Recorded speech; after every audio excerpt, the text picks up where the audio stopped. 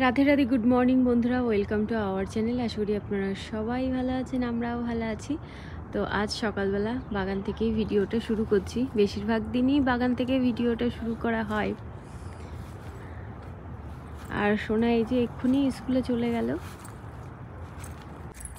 বন্ধুরা, পুজোর এতদিন পর জামাকাপড়গুলো আমি রোদে দিয়েছি। বেশ কিছুক্ষণ রোদে রাখার পর এখন এই জামাকাপড়গুলো তুলে নেব। দেখুন, পুজো হয়ে গেছে কবে, আর আমি এখন জামা কাপড়গুলো তুলবো। কি করব বলুন?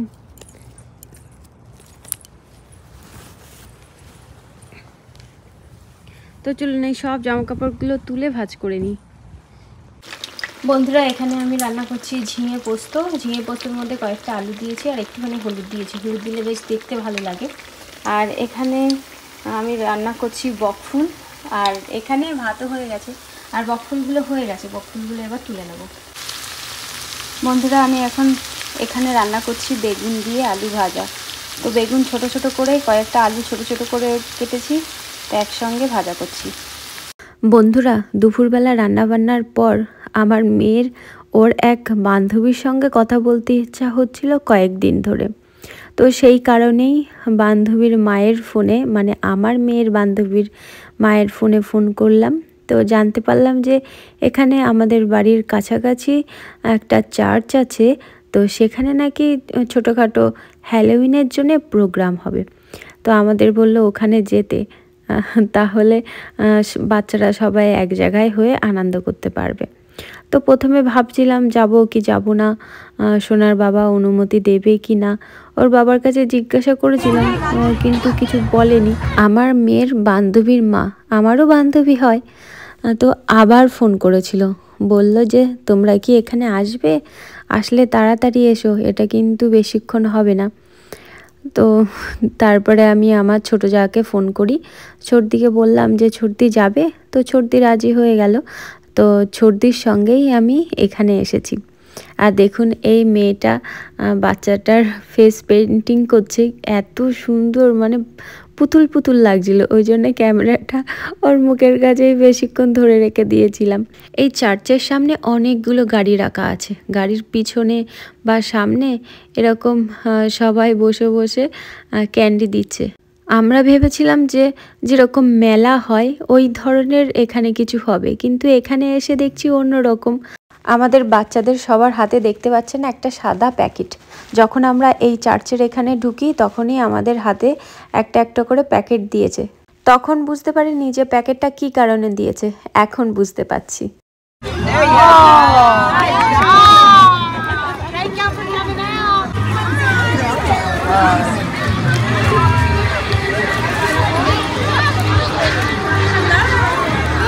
যাও যাও, থ্যাংক ইউ বলবা।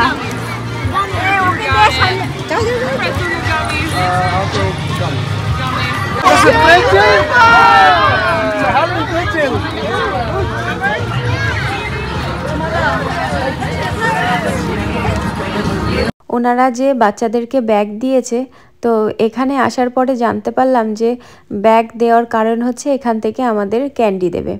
তো যাই হোক, বাচ্চারা সব জায়গায় যাচ্ছে আর ক্যান্ডি নিচ্ছে। বাচ্চারা কিন্তু খুব আনন্দ করেছে। বন্ধুরা, কিছু কিছু জায়গায় দেখছি বাচ্চাদের জন্য গেম রেখেছে। গেমটা খেলার পর তারপর ক্যান্ডি দেবে। কিন্তু গেমে জিতলেও ক্যান্ডি দেবে, গেমে না জিতলেও ক্যান্ডি দেবে। এখানেও দেখুন আশেপাশে গেম হচ্ছে, বাচ্চারা এখানে খেলা করছে। তো আমরা যখন ফিরে আসছিলাম তখন আর এই খেলনাটা ছিল না। আর এখানে ঘুরতে ঘুরতেই না টিপ টিপ করে বর্ষা শুরু হয়েছিল। আমরা ভাবছিলাম যদি ঝমঝম করে বর্ষা হয় তাহলে বাড়ি চলে যেতে হবে। তারপরে দেখছি না, বর্ষাটা আর হলো না। আর যে গেমের কথা বলেছিলাম, এই যে ডাকের পিছনে নম্বর লেখা আছে, তো সেই হিসাবে ওরা গিফট দেবে। এমনি বাইরে দেখা যাচ্ছে ও নম্বর অনুযায়ী। বাবা, ও তো বালতি পেয়েছে একটা।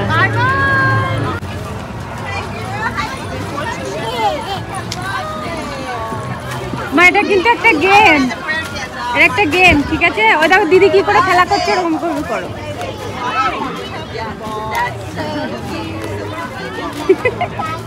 এখানে কি করবে?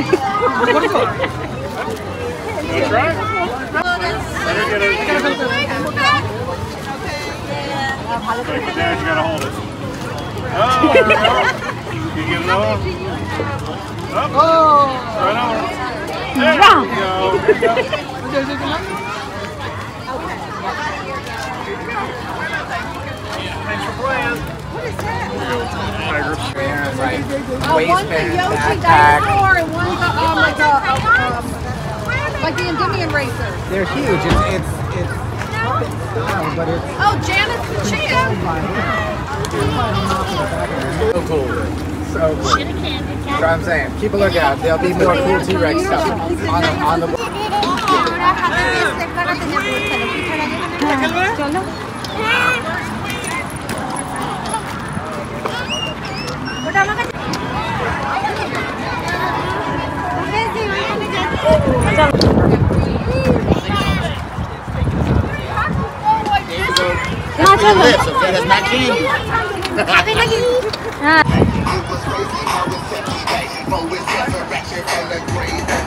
বন্ধুরা এখানে কিন্তু ফায়ার ট্রাকও আছে।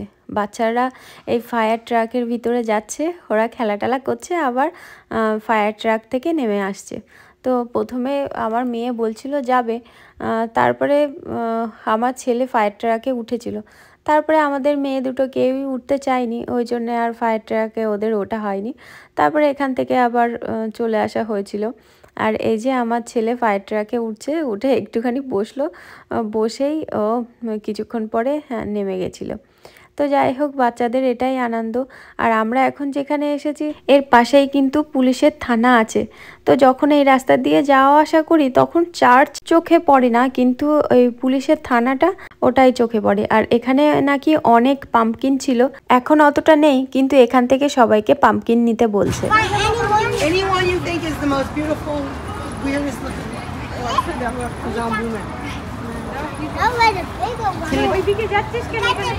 এইখানেই তো পাম্পকিন, এইখানে পাম্পকিন আছে।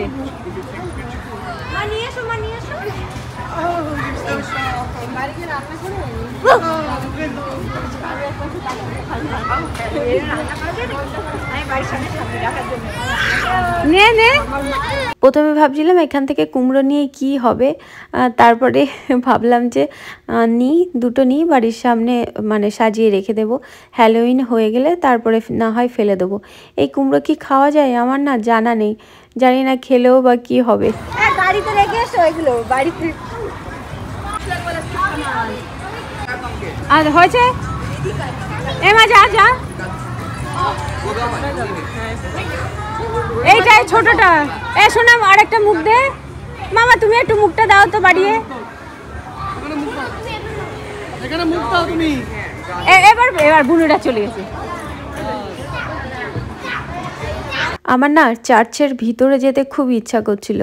আমরা যখন দেশে ছিলাম তখন চার্চের ভিতরে গেছিলাম, তো এই বিদেশে চার্চের ভিতরে যাওয়া হয়নি। কিন্তু যাবো বা কী করে, চার্চের দরজা বন্ধ ছিল, কাউকেই যেতে দিচ্ছে না।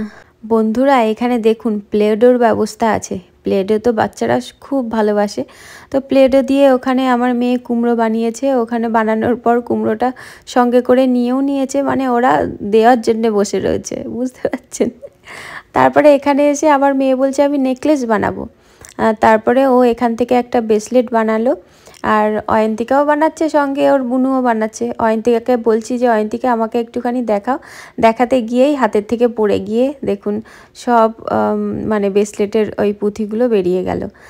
তারপরে অয়ন্তিকা আবার নতুন করে করেছিল ব্রেসলেটটা। আর এদিকে আমার মেয়ের ব্রেসলেট তৈরি করা হয়ে গেছে, ওর হাতে বেঁধে দিচ্ছে। আমার মেয়ে বলছে মা এবার ফেস পেন্টিং করতে যাব। আর ও তো চলেই যাচ্ছিল যখন হাতে এটা বেঁধে দিচ্ছিল, আর সুতোটা বেশি বেরিয়ে আছে, ওই জন্য ওখান থেকে কেটে দিল।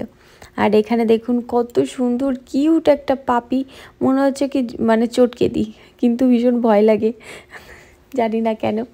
আর এখানে আবার আমার মেয়ে চশমা বানাচ্ছে, আর এখানে যারা আছেন তো ওনারা আমার মেয়েকে হেল্প করে দিচ্ছে। তো চশমাটা বানিয়ে আবার চোখে পরে আমাকে দেখাচ্ছে যে মা দেখো কেমন লাগছে। পাশের ওই বাচ্চাটার দেখুন চশমা বানানো হয়ে গেছে, ও চোখে পরে চুপ করে বসে রয়েছে। এবার আমার মেয়েরও হয়ে গেছে চশমা বানানো, তো ওরা বলছে চোখে পড়তে, তো আমার মেয়েও চোখে পড়েছে। বাহ, ভালোই তো লাগছে, কুমড়োর চশমা। তারপরে চলে এসেছে আমার মেয়ে ফেস পেন্টিং করতে। ওর কাছে জিজ্ঞাসা করেছিল যে তোমার কি ভালো লাগে, কি পেন্টিং করবে।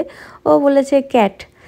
আপনারা হয়তো এতদিন যারা আমার ভিডিও দেখছেন তারা হয়তো সবাই জানেন আমার মেয়ে ক্যাট ভীষণ ভালোবাসে, তো ওই জন্যে ফেসে ক্যাট আঁকাচ্ছে। আর কি কি কালার দিয়ে মানে ক্যাট করবে সেটাও ও বলে দিয়েছে। ওখান থেকে আঙুল দিয়ে দেখাচ্ছে মানে কোন কালারটা ও চাই। দেখুন কিছুটা ক্যাট হয়েও গেছে, এবার নাকের উপরে কিছুটা করবে। মানে এত ভালোবাসে এইগুলো করতে, মানে সাজুগুজু করতে আমার মেয়ে ভীষণ ভালোবাসে। কিন্তু আমি এমনই, নিজেও সাজতে জানি না, মেয়েকেও সাজাতে পারি না। তো যাই হোক, এখানে অনেক বাচ্চারা আছে, তারা ফেস পেন্টিং করছে আর অন্য অন্য খেলাও আছে। তারপরে দেখুন সবাইকে দেখাতে যাচ্ছে। প্রথমে ওর দাদাকে দেখালো, এবার ছোটো মার কাছে যাচ্ছে ওর মুখটা দেখাতে। তারপরে এখানে ছোটোখাটো গেম আছে। এবার আমরা বাড়ি চলে যাব। আমরা এখন বাড়ি চলে যাচ্ছি, ফল ফেস্ট শেষ হয়ে গেছে। তো বন্ধুরা, আজ আমরা গেছিলাম ফল ফেস্টে। তো এইরকম আগে কখনো যায়নি ক্যান্ডি ফেস্টে। ওরা তো ক্যান্ডি পেয়েছে, ওইখানে ওই ক্যান্ডি দেয়।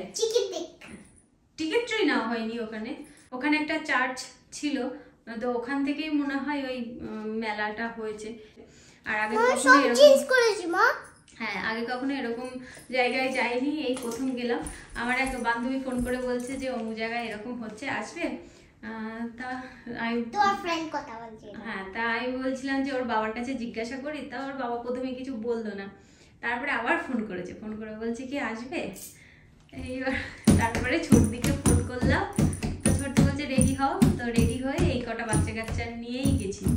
আর আমি নিয়ে যাই, মানে আমি গাড়ি চালিয়ে যাইনি, ছোটদিদের গাড়িতে করেই গেছিলাম, কারণ এই জায়গাটা আমি চিনতাম না। এমনি রাস্তায় যাওয়া আসাতে এমনি জায়গাটা দেখেছি, পাশেই তো পুলিশ স্টেশন ছিল, আমি ভাবতাম যে ওটা পুলিশ স্টেশন, ওখানে যে চার্চ আছে সেটা জানতাম না।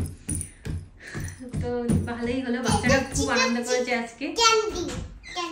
আর এখানের মানে আমেরিকার আসার পর চার্চের ভিতরে কখনো যাইনি। ইন্ডিয়াতে থাকতে অনেকবার ওই চার্চের মেলায় গেছিলাম, চার্চের ভিতরে ঢুকেছিলাম, কিন্তু এখানে ঢোকা হয়নি। এখানে আমি যাইনি, ইন্ডিয়াতে গেছিলাম। ইন্ডিয়াতে ওই বড়দিনের মেলা হয়, তখন ওইখানে আমার দিদির সঙ্গে, আমি দিদি বড়দের সঙ্গে যখন মেলায় যেতাম, তো সবাই না, তুই তো তখন বড়দিনের দিন তো এখানেই তো থাকা হয়, ইন্ডিয়ায় তো থাকা হয় না, ওই জন্য যাওয়া হয়নি, এই আর কি। কিন্তু ভালোই মজা করেছে বাচ্চারা। তো এখন এই সোনা সন্ধে দিলেও সন্ধেটা ওকে দিয়ে দে। এবার আমরা জামা চেঞ্জ করবো, তারপরে ওদেরকে বই পড়বো, তারপরে রান্না করবো। বেশ কয়েকটা দিন হয়ে গেল গোলা রুটি বানাইনি, ওই জন্যে আজ গোলা রুটি বানিয়ে নিলাম। আজ কিছুটা গোলা রুটি মিষ্টি দিয়ে বানিয়েছি, আর মিষ্টি ছাড়াও কয়েকটা বানিয়েছি। আর ব্যাটারটা ভীষণ পাতলা হয়ে গেছিলো, আর একটুখানি মানে যদি একটু মোটা করে ব্যাটারটা গুলতে পারতাম বেশ ভালোই হতো। তবু মানে গোলা রুটি করতে অসুবিধা হয়নি, ভালোই হয়েছিল। গোলা রুটি কিন্তু সবজি দিয়েও খাওয়া যায়, আবার সবজি ছাড়াও খাওয়া যায়। আপনারা গোলা রুটি কীভাবে খান? আমার মেয়ে কিন্তু গোলা রুটিগুলো শুধু শুধুই খায়।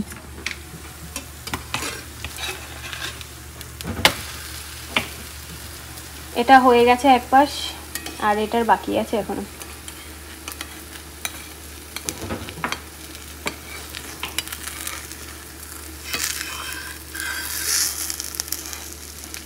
এটা একটু উপরে নরম আছে তো, ওই জন্য এটা হতে দেরি হচ্ছে, মানে তুলতে ভয় পাচ্ছি যদি ছিঁড়ে যায়।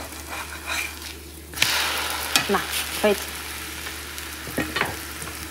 তো বন্ধুরা, ওখান থেকে বাড়ি আসার পর রান্না বান্না করে খেয়ে দিয়ে আমরা সবাই ঘুমিয়ে পড়েছিলাম, তারপরে আর ভিডিওটা শেষ করা হয়নি, তো ওই জন্যই ভিডিওটা শেষ করতে এলাম। বন্ধুরা, তাহলে আজকের মতো ভিডিওটা এই পর্যন্তই, দেখা হবে নতুন ভিডিওতে। আপনারা সবাই সুস্থ থাকবেন, ভালো থাকবেন, বাই বাই, রাধে রাধে।